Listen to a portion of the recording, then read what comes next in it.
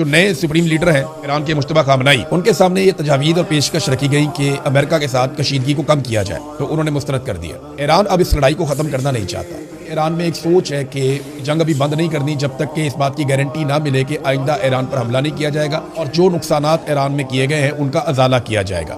लेकिन साथ ही ईरान ने एक बात और की है कि जिस मुल्क की हुदूद से भी ईरान की सबसे कीमती जगह यानी खारक, ये जजीरा है जहाँ पे सारी फैसिलिटी है, 80 से 90% ईरान की जो तेल की तजारत होती है वो यहीं से होती है। ईरान ने वार्न किया कि अगर यहाँ पे किसी भी मुल्क की हुदूद से हमला किया गया, हम जवाबन उस मुल्क की जितनी भी ऑयल तनसीबात हैं उनके ऊपर अटैक कर देंगे। ईरानी फौज अपनी हर वार्निंग पर अमल दरामद करती है और ज़रूर करती है और ये रिकॉर्ड का हिस्सा है।